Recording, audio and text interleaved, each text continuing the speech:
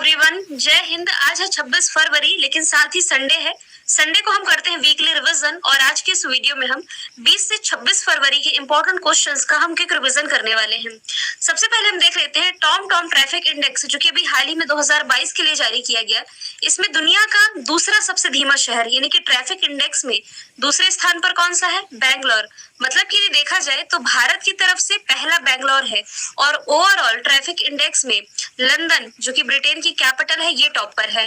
ठीक है, लेकिन दूसरा पूछा जा रहा है, ये होगा बैंगलोर। यदि आप बैंगलोर में है ना और बैंगलोर के ट्रैफिक में यदि आपको 10 किलोमीटर चलने हैं तो 10 किलोमीटर के लिए 29 से 30 मिनट यानी कि लगभग आधे घंटे का समय लग सकता है। इतना ज्यादा ट्रैफिक होता है बैंगलोर में। तो लंदन टॉप पर, दूसरे स्थान पर बैंगलोर, और टॉप 6 में आप देख सकते हैं दूसरा भारतीय शहर शामिल है। ओवरऑल पुणे इसमें 6वें स्थान पर रहा है। अदर ऑप्शन के बारे में यदि मैं बात करूं तो जो लाहौर है ना, पाकिस्तान का शहर है, ये पॉल्यूशन के मामले में दुनिया का नंबर 1 शहर बना हुआ है। और भारत की तरफ से नंबर 1 कौन है? मुंबई। ओवरऑल मुंबई जो है लाहौर के बाद दूसरे स्थान पर है। न्यूयॉर्क, ये अमेरिका का शहर है, हडसन नदी के किनारे बसा हुआ है। ये दुनिया के सबसे महंगे शहरों में टॉप पर है। वियना, ऑस्ट्रिया की कैपिटल है और ये किस मामले में टॉप पर है? दुनिया की मोस्ट लिवेबल सिटी यानी कि दुनिया में रहने योग्य शहरों की जो लिस्ट जारी की गई थी, इसमें वियना टॉप पर है। इसमें भारत की तरफ से कौन टॉप पर था? बैंगलोर। ठीक है, अगला प्रश्न है, एक्सरसाइज का नाम है धर्म गार्जियन, जो कि अभी हाल ही में भारत और किस देश की सेना के बीच में हुई है? तो देखिए, धर्म गार्जियन एक्सरसाइज है जो कि भारत और जापान के बीच में आयोजित की जाती है। तो ये बेलगाम कर्नाटक में शुरू हुई है। इसका चौथा एडिशन है। जापान की capital Tokyo, currency yen, prime minister Fumio Kishida. Exercise का डिस्कशन है तो देखिए, एक्सरसाइज में ही कुछ और एक्सरसाइज आप रिलेट कर सकते हो जो कि भारत और जापान के बीच में होती है। एक तो वीर गार्जियन है, धर्म गार्जियन हम लोगों ने पढ़ी ली है, एक शिन्यू मैत्री है और फिर एक JIMEX, J for Japan, I for India, फिर max, JIMEX exercise. Henley passport index में जापान टॉप पर है, इंडिया की रैंकिंग 85 है। अमेरिका के साथ भारत की कौन कौन सी एक्सरसाइज होती है? तो युद्ध अभ्यास है, कोप इंडिया है और वज्र प्रहार है। कोप इंडिया और वज्र प्रहार। इसके अलावा संगम एक्सरसाइज भी है ना, जो कि भारत की अमेरिका के साथ होती है। टाइगर ट्रम्प भी एक्सरसाइज भारत की अमेरिका के साथ होती है। ब्रिटेन के साथ कोंकण एक्सरसाइज है और फिर इसके अलावा अजय वॉरियर। लास्ट ऑप्शन है फ्रांस का। तो फ्रांस के साथ 3 एक्सरसाइज, एक तो है शक्ति, दूसरा है वरुण, तीसरा है गरुड़। ये तीनों एक्सरसाइज भारत की फ्रांस के साथ होती है। विदेश मंत्री एस जयशंकर ने किस देश में सरदार पटेल की प्रतिमा का अनावरण किया है? तो सरदार पटेल की प्रतिमा का अनावरण अभी हाल ही में एस जयशंकर ने किया है फिजी में। ओशिनिया वाले क्षेत्र में आप ये देख पा रहे हैं छोटा सा आइलैंड फिजी। फिजी अभी कुछ होस्ट कर रहा है। इस वर्ष का जो विश्व हिंदी सम्मेलन है ना, ये फिजी में आयोजित किया जा रहा है। फिजी में हालांकि देखा जाए तो काफी मात्रा में हिंदी भाषा बोलने वाले लोग रहते हैं। तो फिजी में महात्मा गांधी ने सरदार पटेल की प्रतिमा का अनावरण एस जयशंकर ने किया है। इसकी कैपिटल सुबह करेंसी डॉलर हो जाएगी। अमेरिका में जो न्यूयॉर्क है ना, जहां यूनाइटेड नेशंस का हेडक्वार्टर है, यहाँ अभी हाल ही में पहली बार महात्मा गांधी जी की प्रतिमा का अनावरण ये मिड दिसंबर में जयशंकर ने ही किया था। मैक्सिको के बारे में यदि हम बात करें तो अमेरिका के मैप के जस्ट नीचे है मैक्सिको। यहाँ स्वामी विवेकानंद की प्रतिमा का अनावरण पहली बार किया जा रहा है। ऑप्शन में है ऑस्ट्रेलिया। तो ऑस्ट्रेलिया और इंडिया के बीच में भी हाल ही में फ्री ट्रेड एग्रीमेंट यानी कि मुक्त व्यापार समझौता ये साइन हुआ है। किस मंत्रालय ने हरविंदर सिंह संधू को आतंकी घोषित किया है? तो रिसेंटली गृह मंत्रालय के द्वारा हरविंदर सिंह संधू को आतंकवादी घोषित किया गया है। ये बब्बर खालसा इंटरनेशनल से जुड़ा रहा है और वर्तमान में ये लाहौर पाकिस्तान में है, जो पाकिस्तान के हिस्से में चला गया है और इसे अभी हाल ही में रक्षा मंत्रालय ने आतंकी घोषित कर दिया है। एक अब्दुल रहमान मक्की का नाम आप लोगों ने पढ़ा होगा, ये पाकिस्तानी है। इसे यूनाइटेड नेशंस के द्वारा ग्लोबल आतंकी घोषित किया गया था, वो अलग है। ठीक है, तो रक्षा मंत्रालय की यदि मैं बात करूं तो रक्षा मंत्री प्रेजेंट टाइम में राजनाथ सिंह है, गृह मंत्री अमित शाह है, विदेश मंत्री एस जयशंकर है, वित्त मंत्री निर्मला सीतारमण है।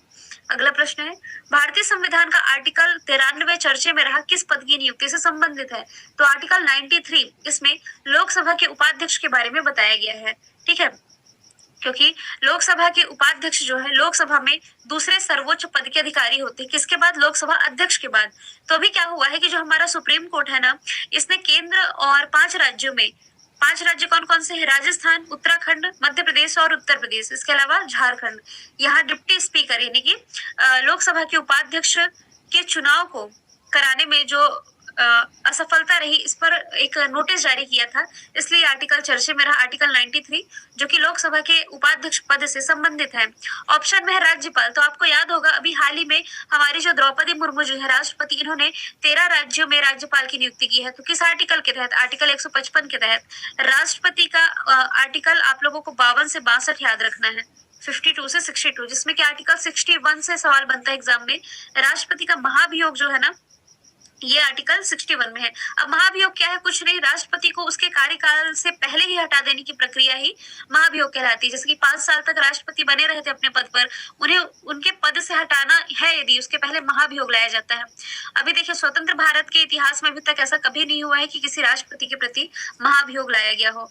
यदि हम बात करें महान्यायवादी की, तो ये भारत सरकार का मुख्य कानूनी सलाहकार होता है। केंद्र में महान्यायवादी और राज्य में महाधिवक्ता। तो महान्यायवादी आर्टिकल 76 आप याद रखेंगे। प्रेजेंट टाइम में कौन है भारत के अटॉर्नी जनरल? आर वेंकटरमनी। अगला प्रश्न है, जीएसटी काउंसिल की 49वीं बैठक कहाँ आयोजित की गई? तो ये दिल्ली में आयोजित की गई है। ठीक है, निर्मला सीतारमण इसकी अध्यक्षता करेंगी, क्योंकि जीएसटी परिषद की अध्यक्ष ही हमारे वित्त मंत्री होते हैं, जो कि निर्मला सीतारमण है। जीएसटी यानी कि गुड्स एंड सर्विसेज टैक्स, ये भारत में 1 जुलाई 2017 को लाया गया। सबसे पहले से देखा जाए ना, तो सबसे पहले फ्रांस में लाया गया था 1954 में, और इसे लागू करने वाला पहला राज्य असम, अंतिम इसमें जम्मू कश्मीर था। और इसे लाने का सुझाव विजय केलकर समिति ने दिया था। इसके ब्रांड एम्बेसडर अमिताभ बच्चन है। गुलमर्ग के बारे में यदि मैं बात करूं, तो खेलो इंडिया विंटर गेम्स में जो हम पढ़ते हैं जम्मू कश्मीर टॉप पर था, तो इसका आयोजन ना गुलमर्ग में ही किया गया था। सबसे गहरा मेट्रो पुणे में बन रहा है, और लखनऊ में 4 बाग रेलवे स्टेशन, जो कि हेल्थ एटीएम शुरू करने वाला भारत का पहला स्टेशन बना था। यूट्यूब के नए सीईओ कौन बने हैं? नील मोहन। ये भी भारतीय मूल के हैं। सत्या नडेला, ये माइक्रोसॉफ्ट के सीईओ है, ये भी भारतीय मूल के हैं। सुंदर पिचाई गूगल के सीईओ, ये भी भारतीय मूल के हैं। और अरविंदा कृष्णा, ये भी भारतीय मूल के हैं, जो कि इंटरनेशनल बिजनेस मशीन के सीईओ है। तो जो आप बड़ी बड़ी मल्टीनेशनल कंपनीज पढ़ते हैं ना, उनके जो सीईओज हैं, ये सभी भारतीय मूल के हैं। तो यूट्यूब की स्थापना 2005 में की गई थी। कैलिफोर्निया यूएसए में इसका हेडक्वार्टर हो जाएगा। 8वां प्रश्न है, किस शहर में भारत का पहला वेस्ट टू हाइड्रोजन यानी कि कचरे से हाइड्रोजन बनाने की ये जो प्रक्रिया है, इसके लिए प्लांट स्थापित किया जा रहा है? तो पुणे में 430 करोड़ की लागत से पहला वेस्ट टू हाइड्रोजन प्लांट स्थापित होने जा रहा है। दिल्ली के बारे में यदि मैं बात करूं, तो पहला भारत में जो एक अनंतताल लेक आप लोगों ने पढ़ा हुआ, जिसे राष्ट्रीय स्मारक घोषित किया गया, तो दिल्ली में स्थित है। पानीपत हरियाणा में है। भारत का पहला 2G ethanol plant prime minister ने यहीं से लॉन्च किया।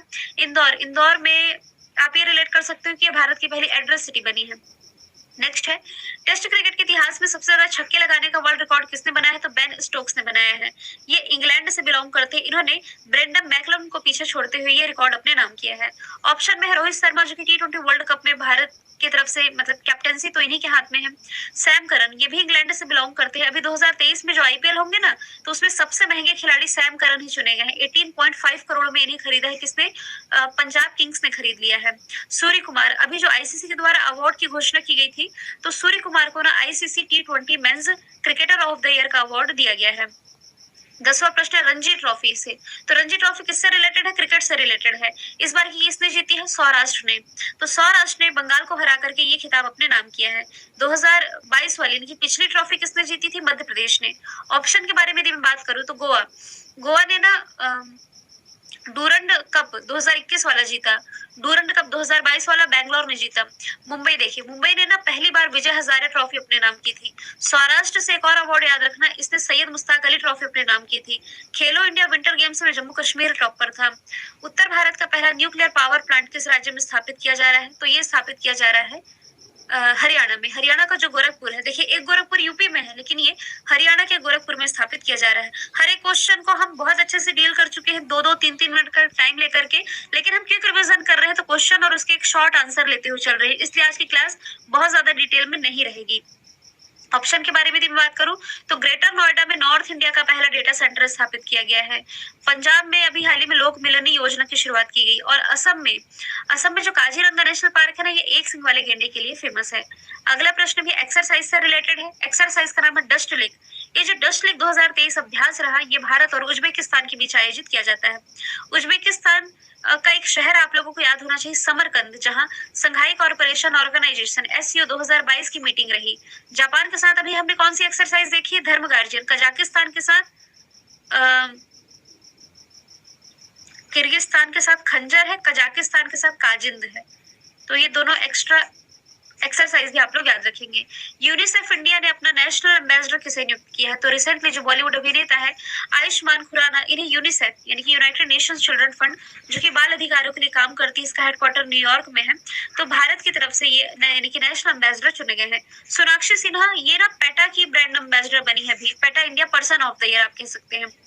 Pankaj Tripathi election commission of India के द्वारा इन्हें स्टेट आइकन चुना गया। सचिन तेंदुलकर यूनिसेफ के 20 साल तक एम्बेसडर रहने का रिकॉर्ड इन्हीं के नाम है। भारत के 80 क्रम के ग्रैंड मास्टर कौन बने हैं? विघ्नेश एनआर।